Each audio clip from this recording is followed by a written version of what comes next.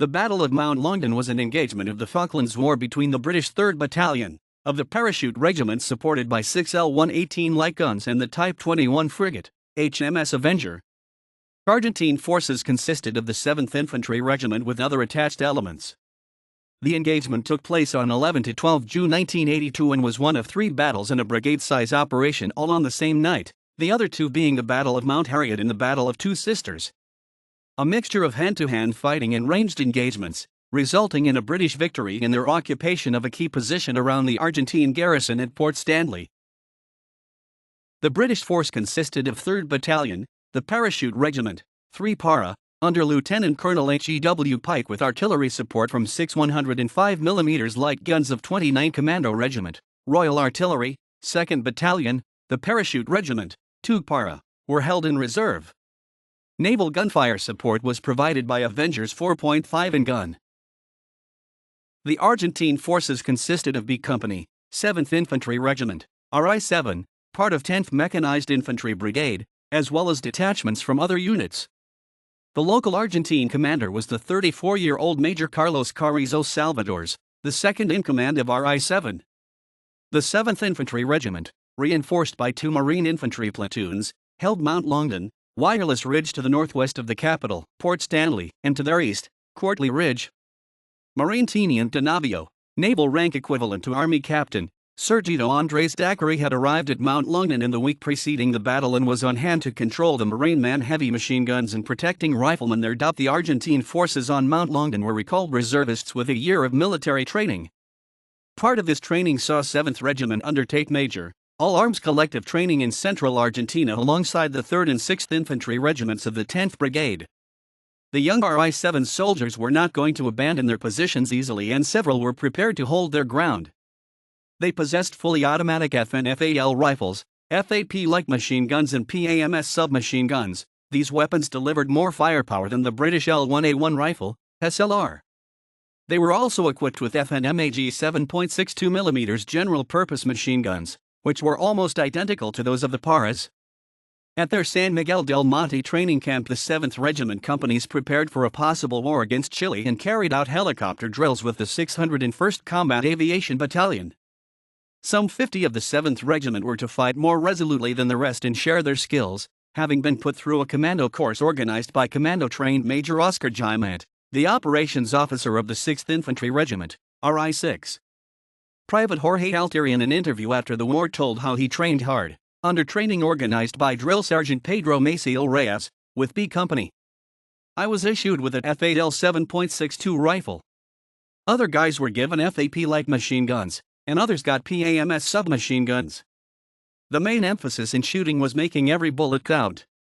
I was also shown how to use a bazooka, how to make and lay booby traps, and how to navigate at night, and we went on helicopter drills, night and day attacks and ambushes. Altieri of Sub-Lieutenant Juan Domingo Baldini's 1st Platoon would also claim the conscripts experienced hunger, despite permission to go through stockpiled rations on Mount Longdon. During wartime, the higher-ranking officers are in totally different places. Sub-Lieutenant Baldini would receive orders from Major Carrizo, who was further down, to use our cold rations and that the more nutritious food we'd get when the fighting started, because they didn't know if they'd be able to supply us with food. From April 16th to June 11th we thought we'd have soup with lentils, green peas, and some piece of mutton. We would tell our officer, we can't tell the British soldiers to wait so that we could get better food and then start shooting. We weren't properly fed prior to the fighting like we should have been, we were weakened. The experiences in Baldini's platoon varied from soldier to soldier. Private Luis Aparicio claims that he and others once escaped into Port Stanley, where they were able to buy cigarettes, jam, bread, apples, and cookies, and that the corporal in charge of his group would allow them to shoot and eat sheep, but that in the last 20 days they hardly got any food. He also admits that the 1st Platoon was taken out of the mountain twice, in April and at the beginning of May, so that the soldiers could get a chance to shower in Port Stanley, and that on the last march into town, the men were allowed to stay there under roofs overnight. Private Carlos Almado claims that Baldini had a net stretched outside his tent that contained tinned provisions for his men, but claims these rations were of pure quality, although he would consume them after getting a fellow conscript to heat them up first, and that the NCOs in the platoon had no qualms in eating the cold rations made available to everybody in 1st Platoon. Sergio Delgado claims that he hated his section leader, Corporal Geronimo Diaz of the 1st Platoon, but says that the NCO allowed him and 4 other conscripts to open up and drink several cans of beer that had been helicoptered forward.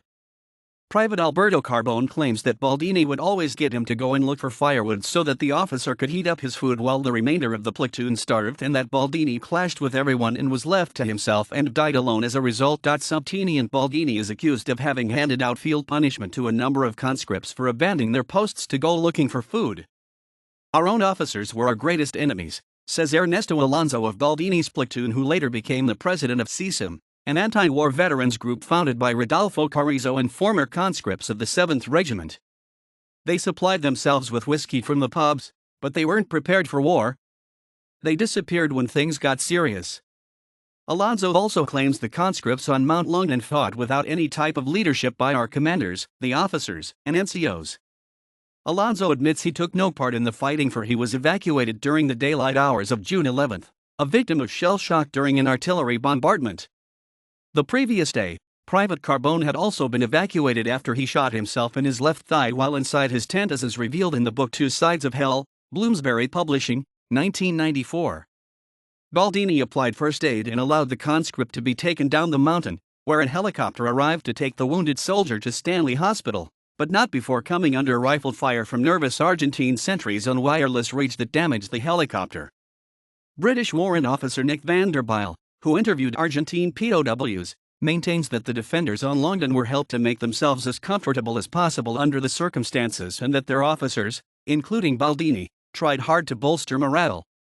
Baldini was later heavily criticized by veterans for being indifferent and selfish toward his men, although this seems to have come from several petulant soldiers who failed to appreciate his efforts to keep them alive in difficult conditions. Baldini was reported to have handed cups of hot chocolate milk to his sodden conscripts in late May 1982. In 2016, Victor Jose Bruno, former 7th Regiment private, spoke in defense of Subtenient Baldini, claiming that the officer would happily share his cigarettes with the smokers in his platoon, and that Baldini, although suffering from the onset of a serious case of trench foot, refused to be evacuated. In 2009, Argentine authorities and Comodoro Rivadavia ratified a decision made by authorities in Rio Grande, Tierra del Fuego, which, according to Argentina, have authority over the islands, announcing their intention to charge 70 officers and NCOs with inhumane treatment of conscript soldiers during the war. "We have testimony from 23 people about a soldier who was shot to death by a corporal, 4 other former combatants who starved to death, and at least 15 cases of conscripts who were staked out on the ground," Pablo Vassal, president of the Human Rights Department of the province of Corrientes, told Interpress Service news agency. The conscript that was supposedly shot to death has been identified as Marine Private Rito Portello, who, according to the military surgeon that attended him, Major Andino Luis Francisco, was shot in error on the night of 4 to 5 May when returning to his tent from nearby latrines. There are serious claims that false testimonies were used as evidence in accusing the Argentine officers and NCOs, and Vassal had to step down from his post in 2010. Since the 2009 announcement was made, no one in the military or among the retired officers and NCOs has been charged, causing Pablo Vassal in April 2014 to comment, "For over 2 years we've been waiting for a final say on behalf of the courts. There are some types of crimes that no state should allow to go unpunished, no matter how much time has passed, such as the crimes of the dictatorship." Last year, Germany sentenced a 98-year-old corporal for his role in the concentration camps in one of the Eastern European countries occupied by Nazi Germany. It didn't take into account his age or rank. In 2016, retired Colonel Horacio Sanchez Marino, former 601 Combat Aviation Battalion pilot, in an online newspaper article criticized the anti-war veterans group CISM for accusing the Argentine army of dereliction of duty, accusing the Veterans Association of being Caranchos, vultures, that lived off the Argentine dead. 3 Para and the supporting rail engineers from the 9th Parachute Squadron made a desperate march across the hills north of Mount Simon to seize the key piece of high ground above the settlement of Estancia, also known as Estancia House. The weather conditions were atrocious, with the Paras marching through steep slippery hillocks to the objective. Nick Rose was a private in 6th Platoon under Lieutenant Jonathan Shaw. "The terrain dictated exactly how we advanced. A lot of the time, if we were going along on tracks, what few we did go on, we used Indian file, which is staggered file on either side of the track, like a zigzag. But there are great rivers of rock, big white boulders, and you have to cross them, and then there's the heather and the gorse, and it's constantly wet. So the wind chill factor was, I think somebody said -40 degrees, and storm force winds and horizontal rain, a nightmare scenario. We are horrible, we're miserable as sin, all of us, we're missing home, want a dry fag cigarette, worn, dry boots, a cheese and onion sandwich and a bottle of Blue Top milk. I used to dream of these. Captain Matthew Selfridge of 3 Para and Captain Robbie Burns from the 9th Parachute Squadron, Royal Engineers, set up a patrol base near Morel Bridge, 2 kilometers west of Mount Longdon on June 3, protected by 4 platoon, under Lieutenant Ian Bickerdike, from B Company. From their forward operating base, Selfridge and Burns sent out patrols to scout out and harass the Argentine positions on Mount Longdon. A Royal Engineer of 2 Troop, Lance Corporal Hare, was seriously wounded while on patrol with 3 Para. Terry Peck, a former FIDF member, also carried out patrolling, and in early June, while pretending to have gotten lost while riding his motorbike, he chatted to a group of 5 conscripts, under Corporal Geronimo Diaz of Baldini's 1st Platoon, that had been tasked with guarding provisions that had been helicoptered forward and were relaxing in the sun after drinking several cans of beer on the eastern end of Mount Longdon. Not long after this successful foray, Peck, while guiding a close target reconnaissance patrol, under Corporal Peter Haddon, opened fire in error at Sergeant John Pettinger's standing patrol, also from 3 Para's D Company, but no British casualties were registered in this friendly fire incident. An example of a British smash patrol that failed to obtain a prisoner was provided by 3 Para on the night of 4 to 5 June 1982. A 3-man patrol from D Company consisting of Corporal Jerry Phillips and Privates Richard Absalon and Bill Hayward was sent out to the northern slopes of Mount Longdon. The small party was detailed to penetrate Sub-Lieutenant Juan Baldini's 1st Platoon on the western slopes to secure a prisoner, supported to their rear by a battery of 6 105 mm field guns, under cover of which the specialist snipers shot at Baldini while another fired a 66 mm anti-tank rocket at one of the 1st Platoon mortar pits under Corporal Oscar Carrizo. The Argentine commanders reacted quickly, and the British patrol found themselves under accurate machine gun, artillery, and mortar fire. There were no Argentine casualties. One British participant nevertheless claimed to have shot and killed 2 Argentines and demolished a mortar crew with a rocket at close range. On the Argentine side, it was soon realized that the 7th Infantry Regiment Reconnaissance Platoon under 2nd Lieutenant Francisco Ramon Galindez Matienzo on the surrounding wireless reach position were in no condition to carry out their own patrolling, for they had been designated the Argentine Reserve on Wireless Ridge. Thus the Argentine commando units, normally used for deep recce reconnaissance, had to take on this role. They were able to do so with some success, and in the early hours of June 7, when a combined patrol of the 601 Commando Company and 601st National Gendarmerie Special Forces Squadron, investigating reports from Major Jaimet of enemy activity around Morel Bridge, was seen approaching the bridge. After several nights in the area, Corporals Peter Haddon and Mark Brown and their patrols had just arrived at the bluff on the western bank of the Morel River, which Sergeant Ian Addle's patrol was using as a base. Within a short time, a sentry reported moving figures down near the bridge. The Paras opened up, and a confused firefight developed in the darkness, with small arms, machine gun, British low rockets and Argentine Energa rifle grenades being exchanged. Captain Ruben Teofilo Figueroa's 2nd Assault Section from 601 Commando Company was very aggressive, and before dawn forced the Paras to withdraw, having to leave behind most of their equipment. One Argentine NCO, Drill Sergeant Ruben Paggi, was slightly wounded during the Argentine counter-ambush. From then on, British patrols had to be mounted closer to their own lines. As the official history of the Parachute Regiment acknowledged, they were forced to evacuate their position rapidly, leaving behind their packs and radio, but succeeded in withdrawing without suffering any casualties. The location was checked on the evening of June 8 by another patrol, but there was no sign of the packs or radio, which meant the battalion's radio net could have been compromised. That same night, another 8-man section, under Corporal Oscar Nicolas Albornoz Guevara, from the 4th Regiment C Company on nearby Two Sisters Mountain, attempted to map out the British positions in Estancia House area, but British lookouts detected this force, and 3 Paras mortar platoon repelled the Argentine patrol. Nevertheless, despite evidence of aggressive Argentine patrolling, Colonel Pike and his company commanders on the eve of battle still held the Argentine regulars in low regard, and did not expect them to put up much resistance. For this reason, the British hoped to surprise the Argentine commanders by advancing as close to their forward platoon as possible under cover of darkness, before rushing the Argentine trenches.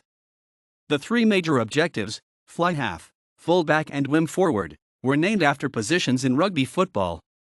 B Company would attack through fly half and proceed to full back, while A Company, followed by C Company if necessary, would do the same on wireless rage. But morale was still reasonably strong in the 7th Regiment. Private Fabian Passaro of B Company served on Longdon with Baldini's 1st platoon and remembers life at the time. Most of us had adjusted to what we'd been landed in, we'd adjusted to the war. But some boys identified in the book Two Sides of Hell/Los Dos Lados del Infierno were still very depressed and, in many cases, were getting worse all the time.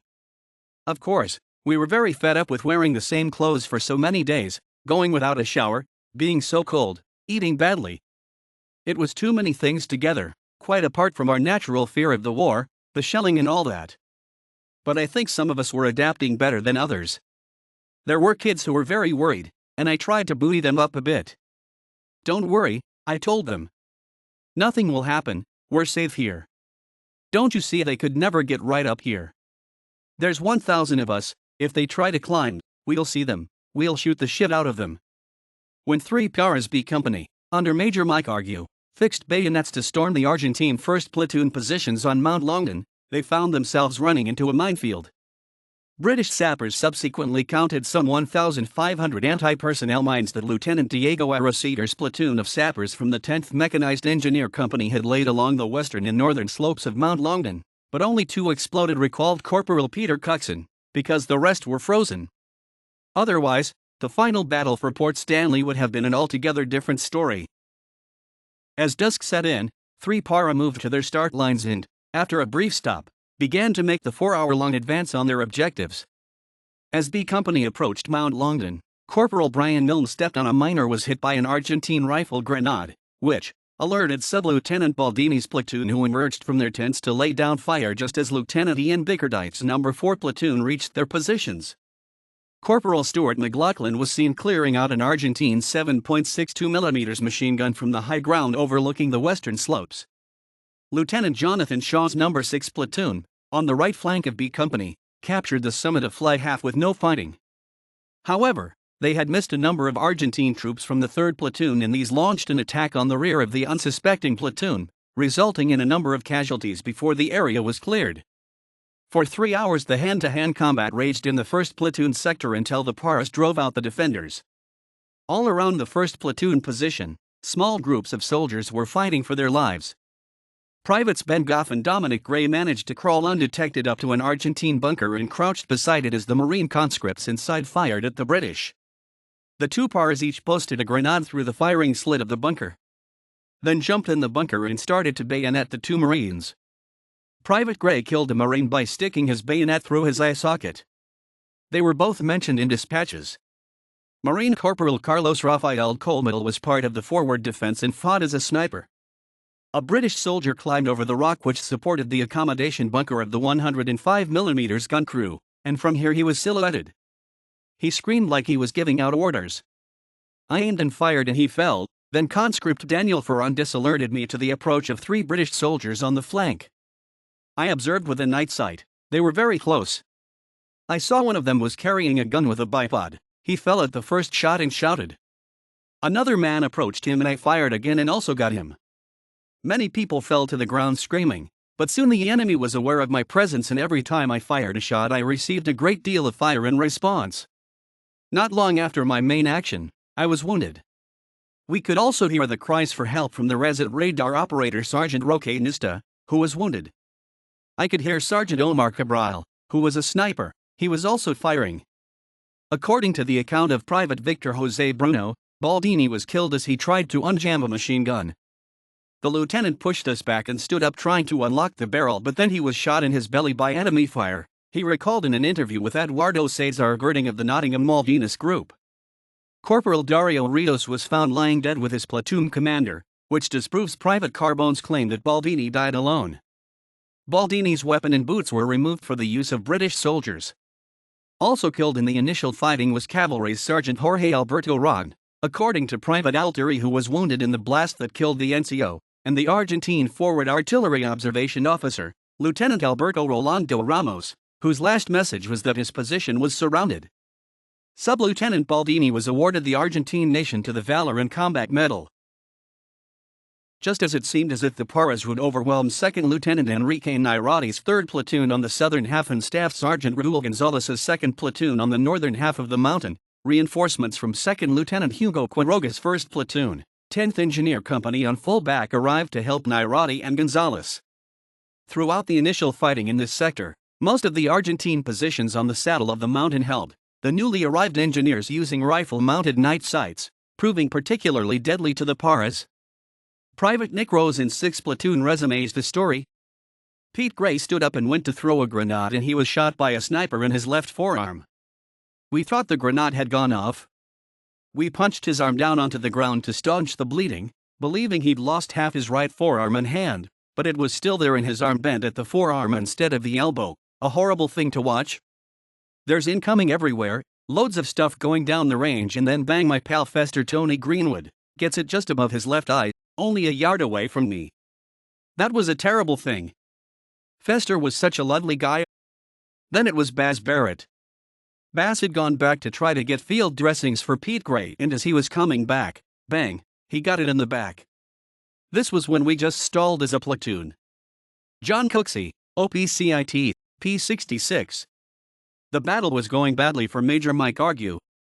Argentine resistance was strong and well organized.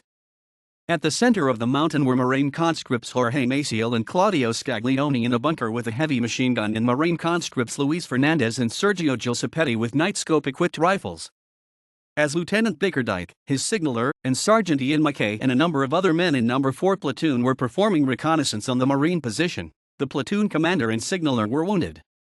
Sergeant McKay, realizing something needed to be done, decided to attack the Marine position that was causing so much damage. The assault was met by a hail of fire. Corporal Ian Bailey was seriously wounded, a private was killed and another wounded. Despite these losses, Sergeant McKay, with complete disregard for his own safety, for which he was to win a posthumous Victoria Cross, continued to charge the enemy position alone, lobbing grenades, and was killed.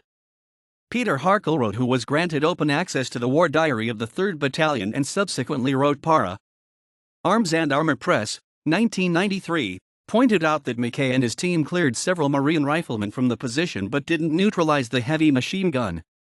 Later, Corporal McLaughlin managed to crawl to within grenade-throwing range of the Marine heavy machine gun team, but despite several efforts with fragmentation grenades and 66mm rockets, he was also unable to silence it. Major Carrizo Salvadores on full back had remained in touch with the Argentine commanders in Port Stanley. Around midnight I asked RHQ for infantry reinforcements, and I was given a rifle platoon from Captain Hugo Garcia's C Company. First Lieutenant Raul Fernando Castañeda gathered the sections of his platoon, hooked around 1st Sergeant Raul Gonzalez's 2nd Platoon that was already fighting, and delivered a counterattack at about 2 a.m. local time. The platoon fought with great courage and fierce hand-to-hand combat, and the battle raged for 2 more hours, but gradually the enemy broke contact and withdrew while being engaged by artillery strikes. It was now the turn of the Argentines to counterattack. Major Carrizo Salvadores maneuvered Castañeda's reinforced platoon to close with 4 and 5 platoons. Meanwhile, under the direction of Corporal Jorge Daniel Arribas, part of Castañeda's platoon converged on the British aid post. Color Sergeant Brian Faulkner, seeing that more than 20 wounded Paras on the western slopes of the mountain were about to fall into the hands of Corporal Arribas, deployed anyone fit enough to defend the position. I picked 4 blokes and got up on this high feature, and as I did so this troop of 20 or 30 Argentines, in fact a reinforced section of just 15 riflemen under Corporal Arribas, were coming towards us. We just opened fire on them. We don't know how many we killed, but they got what they deserved because none of them were left standing when we finished with them, said Faulkner. Things were so bad that Major Argue's company ceased firing and devoted all their efforts to a withdrawal from Flight Half. Peter Harkleroad, a noted British historian of the Parachute Regiment, went on record, saying that, under covering fire, NOS 4 and 5 platoons withdrew, but another man was killed and others wounded in the process. At that point, Lieutenant Colonel H.E.W. Pike and his R group arrived on the scene, and Major Argue briefed him on the situation. Shortly afterwards, Company Sergeant Major Weeks reported that both platoons had pulled back to a safe distance and that all the wounded had been recovered. The dead, however, had to be left where they had fallen. Meanwhile, on the southern slope of the objective, the wounded from No. 6 Platoon were being evacuated while the rest remained under cover of the rocks. The British 3rd Commando Brigade commander, Brigadier Julian Thompson, was reported as having said, "I was on the point of withdrawing my paras from Mount Longdon. We couldn't believe that these teenagers disguised as soldiers were causing us to suffer many casualties." By the time the 21 survivors of Castañeda's 46-man platoon had worked their way off the mountain, they were utterly exhausted. One of them, Private Leonardo Rondi, was wearing a maroon beret, taken from a dead Parachute Regiment soldier. Private Rondi, having dodged groups of paras to deliver messages to Castañeda's section leaders, had found the body of a para behind a rock, it may have been Sergeant McKay, and took his red beret and SLR, which he later gave to the Argentine commanders as trophies. Rondi was awarded the Argentine Nation to the Valor in Combat Medal. Following the unexpectedly fierce fighting on Flight Half, Major Argue pulled back NOS-4, and 5 platoons and 29 Commando Regiment directed artillery fire at the mountain from Mount Kent, after which the area was flanked from the left. Under heavy fire, the remnants of 4 and 5 platoons, under Lieutenant Mark Cox, advanced upon their objective of full-back, taking some casualties from Castañeda's platoon in the form of Corporal Julio Nardiello Mamani's section as they did so. As he was clearing the Argentine position, Private Gray was injured from a headshot but refused to be evacuated until Major Argue had consolidated his troops properly in their positions on Flight Half. Private Kevin Connery dispatched 3 wounded Argentines in this action. The paras could not move any further without taking unacceptable losses and so were pulled back to the western end of Mount Longdon, with the orders for Major David Collett's A Company to move through B Company and assault, from the west, the eastern objective of full-back, a heavily defended position, with covering fire being given from Support Company. Lieutenant David Wright and 2nd Lieutenant Ian Moore mustered their platoons near the western summit and had briefed them on how to deal with the enemy. They then attacked the position, clearing it of its Argentine garrison with rifle, grenade, and bayonet in close quarters combat. As a company was clearing the final positions, Corporal McLaughlin was injured by a Chekovsky recoilless rifle round fired from Wireless Ridge, reportedly the anti-tank gun operated by Corporals Julio Cesar Canteros and Jorge Norberto Gonzalez from the 7th Regiment Recce platoon on nearby Rough Diamond, and was subsequently killed by an 81mm round fired from 1st Sergeant Mario Ricardo Alcaide's mortar platoon also on Rough Diamond as he was making his way to the aid post. The Argentines rigorously defended full-back. Although already wounded, Corporal Manuel Medina of Castañeda's platoon took over another recoilless rifle detachment and fired along the ridge at Support Company, killing 3 paras, including Private Peter Hedeker, who took the full force of a 105mm anti-tank round, and wounded 3 others. Major Carrizo Salvadores abandoned his command bunker on full-back when a Milan missile detonated against rocks just behind him. In the command bunker, Major Collett found 2,000 cigarettes, which he gave to the smokers in his company. Swearing in English in the discovery of several dead Argentine Marines dressed in camouflaged uniforms at first led the paras to believe they had encountered mercenaries from the United States.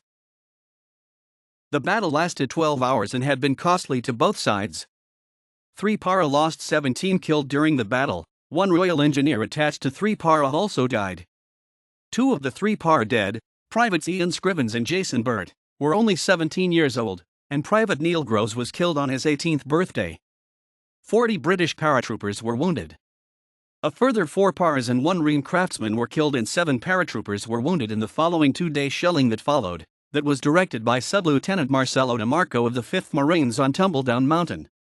Several paras were also wounded by the counterfire directed by the Argentine Forward Artillery Observation Officer, Major Guillermo Nani, on Wireless Ridge on the night of 13 to 14 June.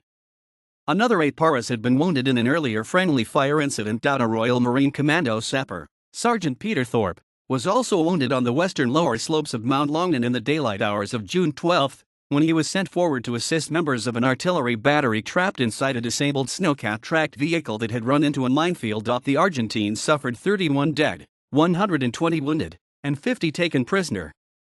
Lance Corporal Vincent Brimley was patrolling the western half of Mount Longdon when he was confronted with the full horror of the night combat.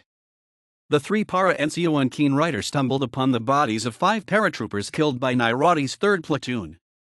A few bullets whizzed overhead and smashed into the rocks. A corporal shouted that Tumbledown was firing at us. We ran into a tight gap in the path and came to an abrupt halt, as it was a dead end. 4 or 5 bodies lay sprawled there, close together. This time they were our own men. The camouflaged para smocks hit my eyes immediately. CSM Company Sergeant Major Weeks was standing over them like a guardian, screaming at some of his men to cover the further end of the path in a small crest. The CSM and Sergeant P. Pettinger exchanged quick words. I wasn't listening, my mind was totally occupied with looking into the cracks for the enemy. I turned and looked at our own lads, dead on the ground, mowed down when they tried to rush through this gap. I felt both anger and sadness. The CSM's face showed the strain of having seen most of his company either wounded or shot dead. That night's fighting was written in every line of his face. The 3rd Battalion of the Parachute Regiment won numerous decorations for this action. 1 Victoria Cross, Sergeant Ian Mackay. 1 Distinguished Service Order, Lieutenant Colonel Hugh Pike. 2 Military Crosses, Majors Mike Argue and David Collett. 2 Distinguished Conduct Medals, Color Sergeant Brian Faulkner and Sergeant John Pettinger. 3 Military Medals, Sergeant Des Fuller, Corporal Ian Bailey, and Private Richard Absalon. Numerous mentioned in dispatches.